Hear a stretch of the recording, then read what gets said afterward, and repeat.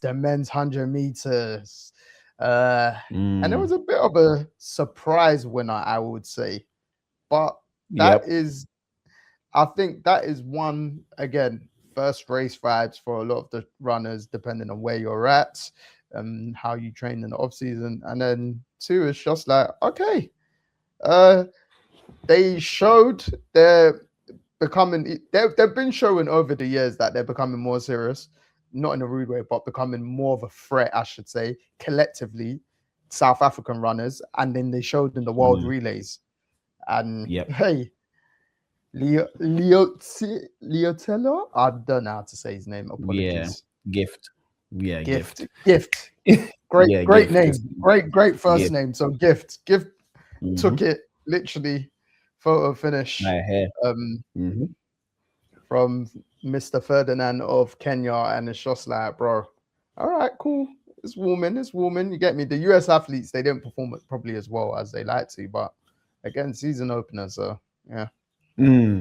Africa got to stand up, man. Africa really got to stand up right now, because we're doing our thing, doing our thing, especially in sprint. Like, I don't know if we ever thought we get to a point where Africa is the one that's gonna be really mix of maybe dominating. We see Botswana kind of dominating the fours. We see, like, we're seeing, I don't want to say the change of guard because it was too early. It's too early. America, Jamaica, that side of things. But you're seeing, do you get what I mean? It's slowly starting to shift.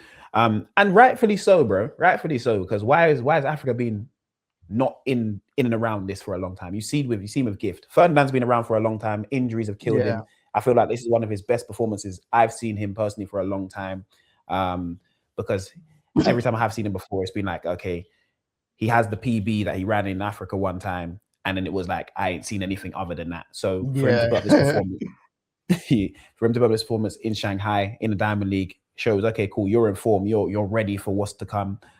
Gift, as you said before, surprise, yes, definitely for me anyway. I didn't see him come in running 997, season's best, and literally just winning. You get what I mean? I didn't see it. But especially with the names in the race, you got Kenny, you got Trayvon, Bromell, who's been running well. You got Tobogo, who's not been running too well, but you got the names.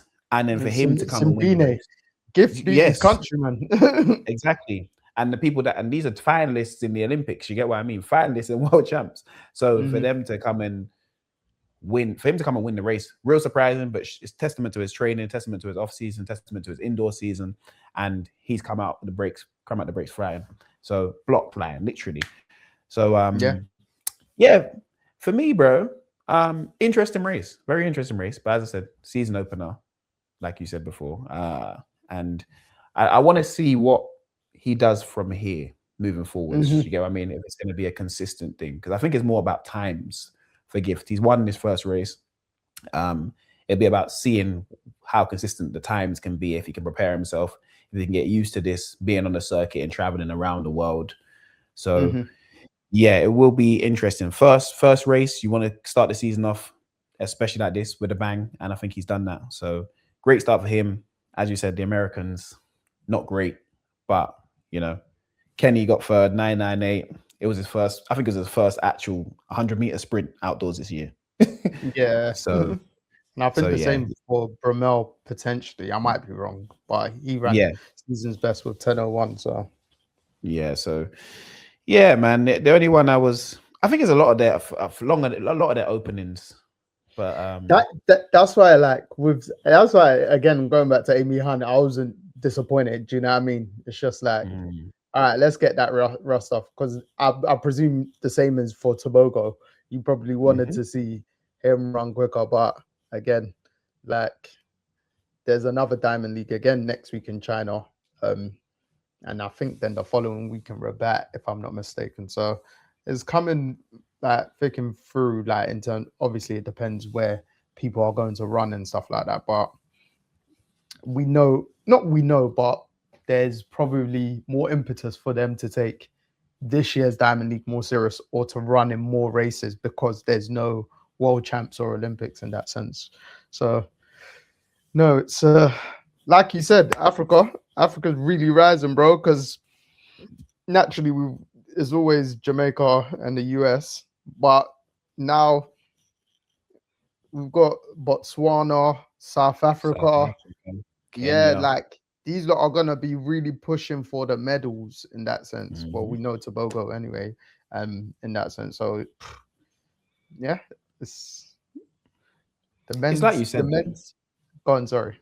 No, it's like you said. It's like I think this year's a bit difficult because you don't know. There's nothing to look forward to in terms of a race. You get what I mean in terms of competition. Whereas before, these times would be very normal at the start, at the opener, because you're thinking, okay, they're not preparing to be fast now.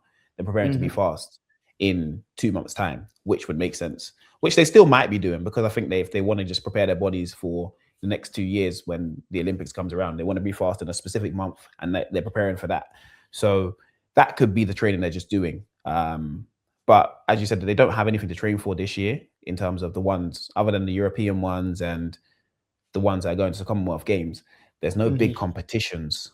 So it's kind of like, it's just weird looking at the times just because you're like, what am I getting fast for? Yeah. But again, You you want to be yeah, informed or get in the mindset as if there is a championship this year, yeah, so you can yeah. peak and then use that same model for next year, for instance. 100%.